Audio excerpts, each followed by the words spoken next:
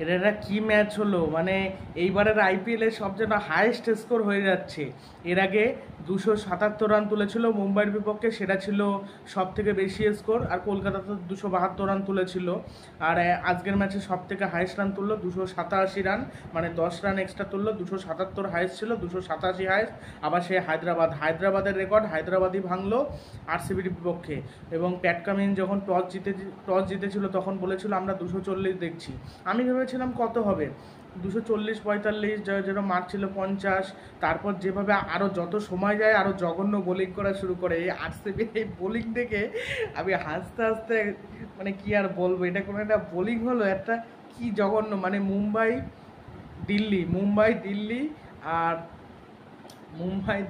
আর RCB, RCB এই তিনটে টিমের বোলিং সব থেকে খারাপ এইবারের আইপিএলে। ভালো হলো Rajasthan Royals, CSK, Kolkata knight রাইডার্সের একটু একটু বেটার, এই কটা টিমেরই ভালো। হায়দ্রাবাদেরও খারাপ না মোটামুটি, হ্যাঁ। আর পাঞ্জাবের বোলিং খারাপ, পাঞ্জাব মাঝে মাঝে ভালো করে। আর 287 রান তোলা, মানে দেখে মনে হচ্ছিল ভিডিও গেম চললে যেরকম হয় না, বলে 4-6 প্রথম থেকে বলে 4-6 হচ্ছিল, শেষ দিকেও বলে 4-6 হয়ে গেল। মানে অবিশ্বাস্য একটা ম্যাচ দেখলাম, অবিশ্বাস্য। আর আরসিবির অবস্থা দেখে খুবই খারাপ লাগলো, এরকম হতাশ আমি কখনো দেখিনি। বারবার বিরাট কোহলির মুখ দেখাচ্ছিল, আর খুবই খারাপ লাগছিল দেখে। বিরাট কোহলি একটা ভালো টিম ডিজার্ভ করে। 287 রান 3 উইকেটে 20 ওভারে। হেনরি ক্লাসেন করেছে আগের 31 বলে 67 রান, 2 4 7 6, 216 স্ট্রাইক রেটে ব্যাটিং করেছে। লকি ফার্গুসন আউট করেছে। আজকে আবার বোলিংয়ে চেঞ্জ এনেছিল, আজকে আবার সিরাজকে খেলানো হয়নি। আজকে আবার সিরাজের জায়গায় বিজয় কুমার খেলেছিল, আর ইয়াস দলকে ফিরিয়ে আনা হয়েছিল। আর ওদিকে লকি ফার্গুসনকে খেলানো হয়েছিল, মানে ফাফ ডুপ্লেসি না, গ্লেন ম্যাক্সওয়েল খেলেনি তার পরিবর্তে। কিন্তু তারপর যা হলো, অভিষেক শর্মা 22 বলে 34 রান, 2 4 2 6। রিস টুপলে আউট করেছে, 154 স্ট্রাইক রেটে ব্যাটিং করেছে অভিষেক শর্মা। ট্র্যাভিস হেড 41 বলে 102 রান, 9 4 8 6, 248 স্ট্রাইক রেটে ব্যাটিং। লকি ফার্গুসন আউট করেছে। আমি ভেবেছিলাম হয়তো সেঞ্চুরি করার আগে আউট হয়ে যাবে। মানে আরসিবির বিরুদ্ধে সবাই যেন জ্বলে ওঠে, আরসিবির বিরুদ্ধে মুম্বাই ইন্ডিয়ান্স জ্বলে ওঠে। সূর্য 19 বলে 50 করলো, কলকাতা জ্বলে উঠলো, নারিন জ্বলে উঠলো। মানে যে খেলে আরসিবির বিপক্ষে সবাই যেন অফ ফর্মে থাকা প্লেয়ার ফর্মে চলে আসে। আর আরসিবি সব থেকে বেশি ছক্কা খেয়েছে এবারের আইপিএলে আরসিবির বোলাররা, এবং মানে সব থেকে বেশি স্কোর করার ক্ষেত্রেও জঘন্য রেকর্ড করলো। আব্দুল সামাদ 10 বলে 37 রানের অনবদ্য ইনিংস খেলে, শেষের দিকে নেমে 4 4 3 6, 370 স্ট্রাইক রেটে ব্যাটিং করে আব্দুল সামাদ। এডিন মাকরাম 17 বলে 32 রান, 2 4 2 6, 188 স্ট্রাইক রেটে ব্যাটিং করে। আর আরসিবির বোলাররা উইল জ্যাক্স 3 ওভার বল করে 32 রান দিয়ে কোনো উইকেট পায় না। টুপলে 4 ওভারে 48 রান দিয়ে 1 উইকেট। ইয়াস দয়াল 4 ওভারে 51 রান দিয়ে কোনো উইকেট পায় না। লকি ফার্গুসন 4 ওভারে 52 রান দিয়ে 2 উইকেট। বিজয় কুমার 4 ওভারে 64 রান দিয়ে কোনো উইকেট পায়নি। মাহিপাল লোমরার বলই করে না, আজকে বল করেছে, 1 ওভারে 18 রান দিয়েছে, তাকে আর বোলিংই দেয়নি। 1 থেকে 6 ওভারে 76 রান তুলেছে। কলকাতা নাইট রাইডার্স 85 রান তুলেছিল, কিন্তু কলকাতা একটুর জন্য 277 রানের সেই সময় রেকর্ডটা ভাঙতে পারেনি। এইবারের আইপিএলের মতো কোনো মনে হয় মানে কোনোবার এত ব্যাটিং পিচ হয় না। আরসিবি তুমি যখন আরসিবি ভাবছে কি আমি ব্যাটিং ভালো করেই জিতবো, আমার বোলিং এমনিতে পারছি না, আমি ব্যাটিং পিচই বানাই, সেটাই করে বোধহয়। তারপর হলো অভিষেক শর্মা ট্র্যাভিস হেড মিলে পার্টনারশিপ করে 49 বলে 108 run. Henry Klaasen Travis Head মিলে পার্টনারশিপ করে 26 বলে 57 রান। হেনরি ক্লাসেন আর এডিন ম্যাকরামের মধ্যে পার্টনারশিপ হয় 27 বলে 66 রান। আব্দুল সামাদ আর এডিন ম্যাকরামের মধ্যে 19 বলে 56 রানের পার্টনারশিপ হয়। মানে অবিশ্বাস্য একটা ম্যাচ। মানে আরসিবির বোলাররা বল করছে, দেখে মনে হচ্ছে ভালো বল করার ইচ্ছাই নেই, আর মার খেয়ে যাচ্ছে, বল করছে আর মার খেয়ে যাচ্ছে। খুবই বাজে লাগলো আরসিবির বোলিং। ফিল্ডিংও খুব একটা ভালো হয়নি। ইজি ক্যাচ, এখানে 3টে উইকেট পড়েছে, 4-5টা উইকেট পড়ে যেত। ইজি ক্যাচ মিস করেছে, ভালো ফিল্ডিংও দিতে পারেনি সেইভাবে। মানে কান শর্মার মতো বোলারকে বসিয়ে রেখে যদি খেলায়, কিছু আর বলার নেই। স্পিনারই নেই কোনো একটা পারমানেন্টলি স্পিনার নেই। স্পিনার উইল জ্যাক্স, তার সাথে আবার মাহিপাল লোমরা।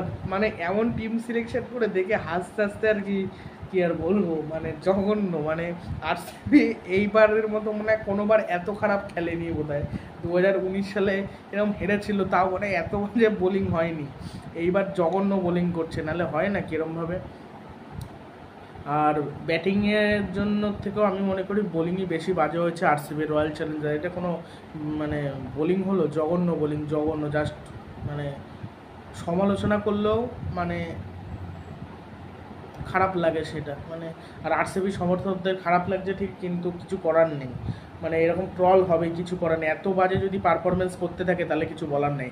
হায়দ্রাবাদও একসময় বাজে খেলেছে, পাঞ্জাবও বাজে খেলেছে, কিন্তু তারা কিন্তু এত বাজে রেকর্ড কিন্তু করেনি। মূল কথা, না পেরেছে একটা ভালো প্লেয়ার তুলতে, না পেরেছে যে ভালো খেলেছে তাকে খেলাতে, মানে কোনো কিছুই যেন ঠিকঠাক হয়নি। এমন বোকা টিম ম্যানেজমেন্ট সিদ্ধান্ত নিয়েছে, কান সম্মান মতো প্লেয়ারকে কেউ বসিয়ে রাখে। আর যেখানে এইসব পিছে কিন্তু অনেক সময় যেটা মানে মানে যেটা ব্যাটিং সহায়ক উইকেট, সেখানে কিন্তু পেসাররা কিন্তু যত গতি দিয়ে বল করবে তত কিন্তু মার খাবে। গতি দিয়ে বল করে যাচ্ছিল, মার খাচ্ছিল। এখানে স্পিনারদের লাগবে, স্পিনাররা হয়তো উইকেট নিলেও নিতে পারে। চাহাল কিন্তু এইসব পিছেও কিন্তু উইকেট নিয়ে নিত।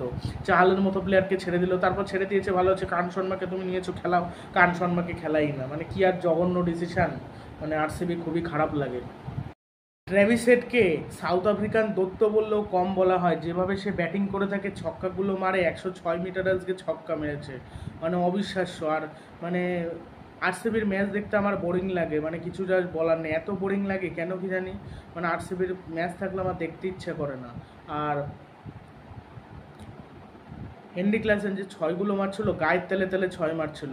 সানরাইজার্স হায়দ্রাবাদ সব থেকে বেশি রান করছে ঠিকই, কিন্তু কাপ জিতবে বলে এই টিম নিয়ে আমার মনে হয় না। এই টিম নিয়ে কাপ জিতবে বলে বা চ্যাম্পিয়ন হবে বলে আমার মনে হয় না। তার কারণ চ্যাম্পিয়ন হওয়ার মতো টিম ছিল 2016, মানে এইবার ভালো খেলছে ঠিকই, কিন্তু কোনো কোনো ম্যাচে হয়তো হারবে, মানে খুবই বাজে খেলবে। এরকম বাজে বোলিং বলে হয়তো খেলতে পেরেছে, এটাই হলো ব্যাপার। নাহলে কিন্তু এত রান করতেও পারতো না। কলকাতার বিরুদ্ধে ওই রান জিতে যাচ্ছিলো, এখানে কলকাতা দারুণ বুদ্ধিমান বোলিং করেছিল, বিশেষ করে হার্ষিত রানাই ম্যাচটা বের করে এনেছিল, নাহলে ম্যাচটা জিতেই যাচ্ছিল। আর এই সব মানে বেঙ্গালুরুর পিছু, মানে বেঙ্গালুরু বোলিংয়ের বিরুদ্ধে যে খারাপ যদি টিমও খেলে, সেই টিমের ব্যাটিং যদি মোটামুটিও থাকে, ভালো মিনিমাম 200-র উপরে স্কোর করে দেবে। আর ভালো টিম হলে তো কোনো কথাই নেই। এবার ট্র্যাভিসের সব বেশিরভাগই কিন্তু মারকুটে প্লেয়ার। হায়দ্রাবাদের অ্যাডিন মাকরাম মারকুটে, অভিষেক শর্মা মারকুটে, ট্র্যাভিসের মারকুটে। আর ট্র্যাভিসের যেন রোহিত শর্মা আর বিরাট কোহলি, এদের দেখলে যেন বেশি জ্বলে ওঠে। রোহিত শর্মা দলের বিরুদ্ধে জ্বলে ওঠে, আরসিবির বিরুদ্ধেও জ্বলে ওঠে। মানে কি বলবো, আরসিবির এদের লজ্জাজনক রেকর্ড। একসময় আরসিবির সব থেকে বেশি রানের রেকর্ডটা ছিল, মানে 263 রান। মানে কি আর বলবো, কিছু বলার নেই। আরসিবি 25 রানে আজকের ম্যাচটা হারে। এত রান সম্ভবত চেস করা যায় না। আজকের ম্যাচ চেজ হয়ে যেত, যদি আর 6 বল বাকি থাকতো। দীনেশ কার্তিক একদম অসাধারণ খেলেছে।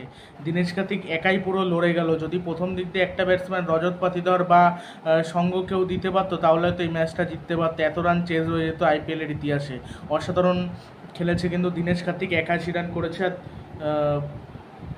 বেঙ্গালুরু কত করেছে আমি বলছি, আরসিবি রান করেছে 262 রান 7 উইকেটে।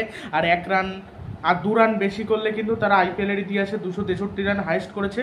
তারা আইপিএলের ইতিহাসে 264 রান করতে পারতো, কিন্তু হলো না। লাস্ট বলে 4 হলো। তাই অনুজ রাওয়াত কোথায় যে ছিল, লাস্ট ওভারটা মারছিল, তার আগে যেন ব্যাটে বলই আসে না। যদি কয়েকটা বল লাগাতাও ব্যাটে, তাহলেও হয়তো একটা ভালো হতো। আর কোহলি 20 বলে 42, 6টা 4, 2টো 6। মায়াঙ্ক মার্কন্ডে বোল করেছে। আমি ভেবেছিলাম হয়তো আরসিবি ম্যাচ হারবে, কিন্তু সেঞ্চুরি করবে কোহলি, কিন্তু পারলো না। ডুপ্লেসি 28 বলে 62, 7টা 4, 4টে 6, 221 স্ট্রাইক রেটে ব্যাটিং করেছে। প্যাট কামিন্স আউট করেছে। আজকে একটা গ্লেন ম্যাক্সওয়েলের দরকার ছিল। গ্লেন ম্যাক্সওয়েল খেলতে পারছিল না, কিন্তু ওরকম ব্যাটসম্যানই দরকার ছিল, যে কাজটা দীনেশ কার্তিক করেছে। উইল জ্যাক্স 4, মানে পুরো একাই লড়াই করলো, কিন্তু ম্যাচটা হেরে গেল। 25 রানে হারলো আরসিবি। 4 বলে 7 রান করেছে উইল জ্যাক্স, রান আউট হয়েছে জয়দেব উনাদকারের বলে। রাজত পাতিদার 5 বলে 9 রান, একটা 6 মেরেছে। সৌরভ চৌহান 1 বলে 0। প্যাট কামিন্সের বলে এলবিডব্লিউ হয়েছে। সৌরভ চৌহান খেলতে পারছে না, তাও তাকে বারবার খেলানো হচ্ছে। সৌরভ চৌহানকে বাদ দেওয়া উচিত, বাদ দিয়ে সুয়েশ প্রাবুদিশাই আছে, তাকে খেলা বেটার হবে। দীনেশ কার্তিক 35 বলে 83 রান, 5টা 4, 7টা 6, 237 স্ট্রাইক রেটে ব্যাটিং করেছে। টি নাটরাজন আউট করেছে। এত ভালো ব্যাটিং করার পর যদি টি20 ওয়ার্ল্ড কাপে না নেয় তাকে, সেটা তার সাথে অন্যায় হয়ে যাবে। পান্ত নাই খেললো, কিন্তু ব্যাকআপ হিসেবে থাকলো দীনেশ কার্তিক। আমি মনে করি টি20 ক্রিকেটে ধোনির পরে সেরা ফিনিশার আর কি। এবং এমনকি এইবারের আইপিএলে বোধহয় সব থেকে বেশি স্ট্রাইক রেট, 250 স্ট্রাইক রেট, রাসেলের থেকেও বেশি, তারপর হেনরি ক্লাসেনের থেকেও বেশি। মানে অসাধারণ। দীনেশ কার্তিকের লড়াইটা আজকে জলে গেল, তবে একাই লড়াই করে গেল, দারুণ। লোমরর 11 বলে 19, দুটো 6, প্যাট কামিন্স বোল্ড আর বোল্ড করেছে। আর অনুজ রাওয়াত 14 বলে 25 রান, 5টা 4। আর প্যাট কামিন্স নিজের পছন্দ মতো জায়গায় বল করছে, এই জন্য ভালো বল করতে পারছে। যদি পছন্দ মতো জায়গায় বল না করতো তাহলে কিন্তু ভালো করতে পারতো না। মানে 108 মিটারে 6 মেরেছে কিন্তু দীনেশ কার্তিক। আর আজকের ম্যাচে 39টা না 40টা যেন 6 হয়েছে আজকের ম্যাচে, সর্বোচ্চ একটি ম্যাচে 6-এর তালিকায় রয়েছে আজকের ম্যাচ। অবিশ্বাস্য একটি ম্যাচ হলো। আর বিজয় কুমার 2 বলে 1 রান, আর কি করবে, এক্সট্রা রান দিয়েছে 14 রান। এই হায়দ্রাবাদের বোলাররা, সানরাইজার্স হায়দ্রাবাদের অভিষেক শর্মা 1 ওভার বল করেছিল, 10 রান দিয়ে কোনো উইকেট পায়নি। ভুবনেশ্বর কুমার 4 ওভারে 60 রান খায়। শাহবাজ আহমেদ 1 ওভারে 18 রান খায়।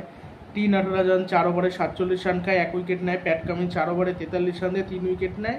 মায়াঙ্ক মার্কন্ডে 4 ওভারে 46 রান দিয়ে 2 উইকেট নেয়। এই কান শর্মাও যদি আজকে নিত, কান শর্মা মার খেত কিন্তু উইকেটটা নিত, ওরা চাপে পড়তো একটু হলো, কিন্তু যেটা পারেইনি। বিরাট কোহলি যখন আউট হয় তখন 80 রানে 1 উইকেট, তখন অনেকটাই বলছে, মানে অনেকে ভেবেছিল আশা ভরসা শেষ।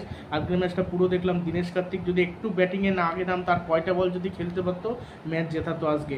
উইল জ্যাক্স একটা লড়াকু যোদ্ধা দীনেশ কার্তিক। আর উইল জ্যাক্স 100 রানে 2 উইকেট। তারপর রজত পাতিদার আউট হয় 111 রানে 3 উইকেট। ডুপ্লেসি 121 রানে 4 উইকেট। এখানে বলতে গেলে ম্যাচ শেষ। তারপর সৌরভ চৌহান 122 রানে 5 উইকেট। তারপর মাহিপাল লোমরর 181 রানে 6 উইকেট। তারপর দীনেশ কার্তিক 244 রানে 7 উইকেট। 1 থেকে 6 ওভারে ওরা 76 মনে হয় তুলেছিল, আর মানে আরসিবি তুলেছে 79 রান 1 থেকে 6 ওভারে। আর কোহলি আর ডুপ্লেসি 38 বলে 80 রানের পার্টনারশিপ করে।